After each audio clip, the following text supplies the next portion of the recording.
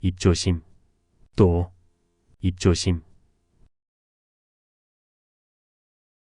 때로는 알면서도 모르는 척해야 합니다. 어른의 세계에는 진실만을 말할 수 없는 암묵적인 규칙이 존재합니다.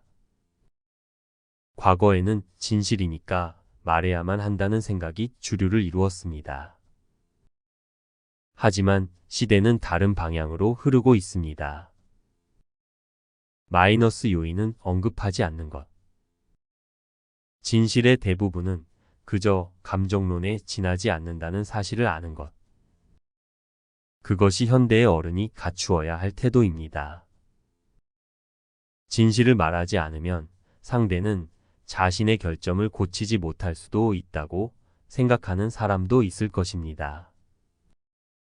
하지만 초등학교, 중학교 선생님이라면 몰라도 회사나 조직에서 상대방을 교정하겠다고 결점을 대놓고 지적하는 행동은 무척이나 위험합니다. 결점을 지적당한 상대방이 조직을 떠나거나 오랫동안 원한을 품을 수도 있습니다. 특히 내가 한 말이 열등감으로 이어지거나 상대방에게 상처를 줄 수도 있는 부분은 굳이 말하지 않고 그냥 흘려보내는 것이 중요합니다. 대화에서 반드시 진실을 말할 필요는 없습니다. 그런 위험한 말을 하지 않아도 품격 있는 대화는 충분히 가능합니다.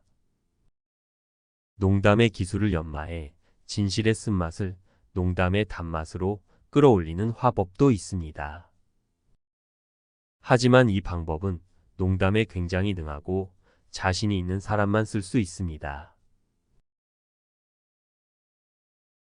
위압적인 화법은 피하는 것이 좋습니다. 옛날에는 지위나 연령이 높을수록 강하게 말하는 것이 일반적이었습니다. 이런 화법이 생산성의 향상으로 이어지기도 했었습니다. 하지만 조직 밖에서는 의식적으로 이런 말버릇을 쓰지 않는 편이 좋습니다. 위화감을 조성하거나 상대방을 압박하는 듯한 화법은 앞으로 점점 더 설 자리를 잃게 만들 것입니다. 강압적으로 말해 생산성을 높이려는 방식도 더 이상 통하지 않습니다. 언제나 부드러운 화법으로 의사를 전달하는 것이 중요합니다. 부드러운 분위기를 만들기 위해서는 가벼움이 필요합니다. 몸짓으로도 부드러운 분위기를 전달하세요. 밝은 표정을 유지하고 말 역시 실수로라도 상대방에게 말을 내던지는 식으로 이야기해서는 안 됩니다. 너무 강한 어조로 말하지 않아야 하며 당연히 거친 말투도 쓰면 안 됩니다. 어려운 일을 지시할 때도 서로 상의하듯 말하도록 하는 것이 좋습니다. 우리는 쓸데없는 변명을 하지 않고 작은 일이라도 거짓말을 하지 않아야 합니다. 변명이란 사실보다도 내 느낌을 우선하기 마련입니다. 사실 은폐는 아주 오래전부터 존재해 왔습니다. 논어에도 소인은 잘못을 저지르면 반드시 꾸며댄다라는 말이 있습니다. 인간이 성숙하지 않으면 잘못을 저질렀을 때 반드시 변명하거나 거짓말을 하여 꾸민다는 뜻입니다. 상대에게 거절을 당했을 때는 어떻게 대처하면 좋을까요? 먼저 부정적인 감정에 사로잡히지 않는 것이 가장 중요합니다. 기대했는데 거절당하면 안타까운 마음이 드는 게 당연하다고 반문할지도 모르겠습니다. 하지만 상황을 가볍게 받아들이세요. 부정적인 감정에 사로잡혀 상대를 탓하기보다 이게 사회의 통념이구나. 사회의 상식을 배운 셈 치자 하고 배움의 기회로 삼는 것입니다. 사회의 통념을 알면 상황을 객관적으로 바라볼 수 있습니다. 상대방이 거절하는 것도 이해가 됩니다. 그래서 한 번에 수락할 만한 안건은 아니라 생각하고 넘어갈 수 있게 됩니다. 상대방을 탓하지도 않고 자신을 책망하지도 않는 어른의 태도를 유지하는 것이 중요합니다. 부정적인 반응을 하지 않는 것은 상대방에 대한 배려이기도 합니다. 거절한 상대방도 마음이 편해질 테고 그래야 관계는 지속될 수 있습니다. 수락과 거절의 벽이 낮아져서 다음번 일을 맡겨야겠다고 생각할지도 모릅니다. 거절을 밝게 받아들이는 사람은 거절에 대한 경험치가 높다고 할 수 있습니다. 거절이라는 부정적인 현실을 긍정적으로 받아들이고자 끊임없이 의식해온 결과일 것입니다. 거절에 대한 태도가 긍정적이면 횟수가 늘어날수록 멘탈은 더욱 강해집니다. 강인함은 모든 일에 진취적이고 긍정적인 자세를 유지하도록 해줍니다. 그리고 그 결과는 언젠가 현실이 됩니다. 완벽주의에서 벗어나세요.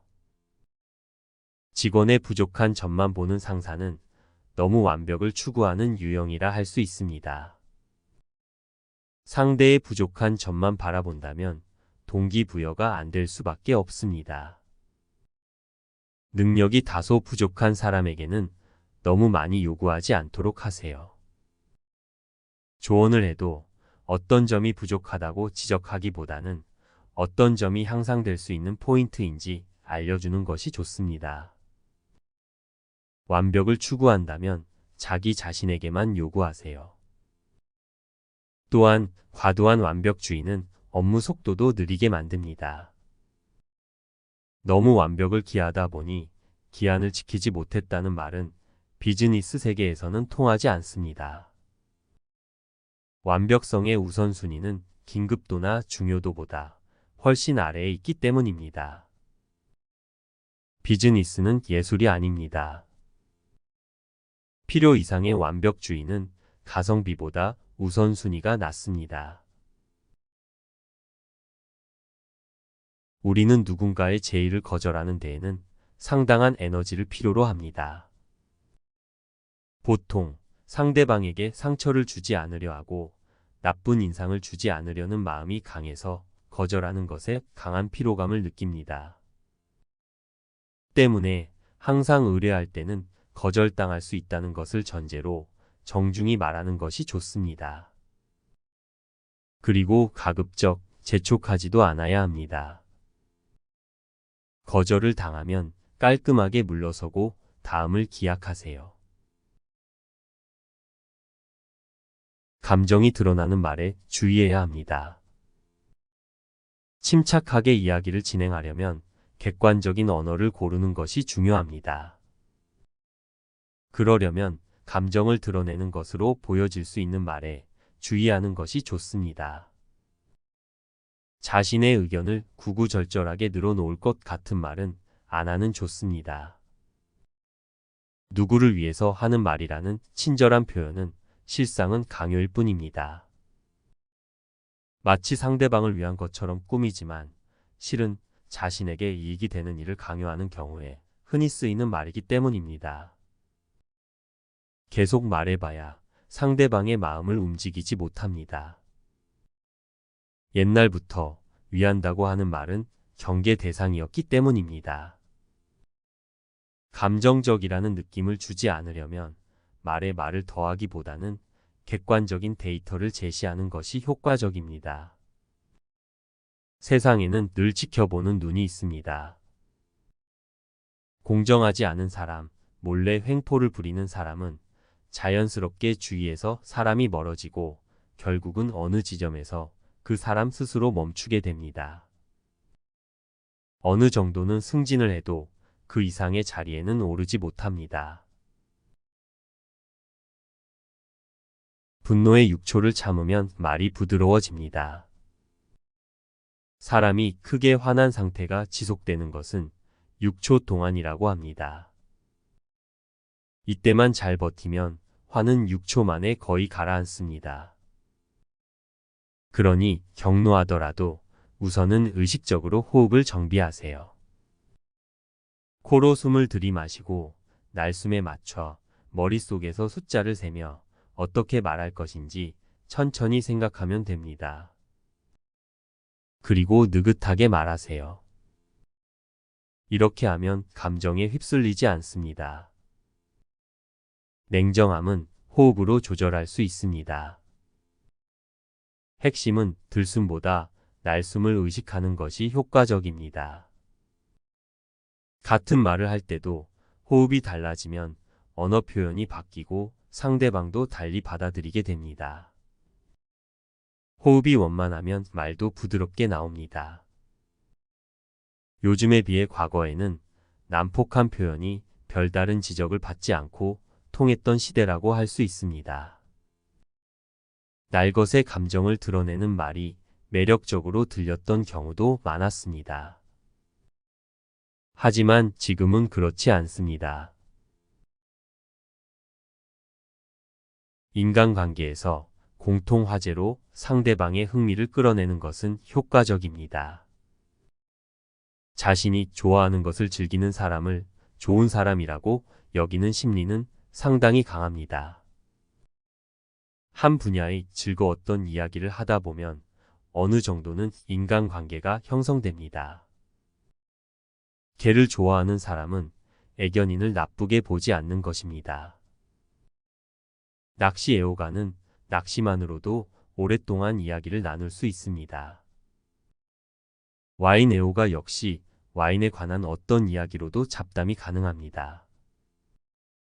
공통의 화제는 최강의 잡담거리인 것입니다. 이는 논리적으로 꼭 옳다고는 볼 수 없지만 인간의 심리에 강하게 박혀 있어서 거스르기 어려운 것입니다. 상대방에게 가볍고 빨리 소통을 시작하는 가장 좋은 열쇠입니다. 자신에 대한 이야기를 하기 꺼리거나 잡담 체력이 안 되는 사람도 있습니다. 이럴 때는 시사적 화제를 이용하면 몇 마디는 나눌 수 있을 것입니다. 이로써 친근해지기 위한 첫 발을 내디딜 수 있습니다. 때로는 침묵이 답입니다. 이야기를 나눌 때 즐거운 상대가 꼭 달변가라는 법은 없습니다. 오히려 이야기를 잘 패스하는 사람이 더 많습니다. 상대방이 이야기하기 쉽도록 화제를 전환해주는 것인데 상대방이 말할 마음이 생기도록 물꼬를 트는 것이라고도 할 수 있습니다. 이러한 역할을 하는 사람은 눈에 띄는 무언가를 하지 않습니다. 하지만 이 사람이 분위기를 형성시키고 전체적인 대화의 움직임을 파악하고 각 단계의 이야기를 정리해 주었다는 사실을 모두가 인식하고 있습니다. 잠시 침묵하고 다른 사람에게 이야기를 양보하는 것은 소통에서 중요한 능력입니다.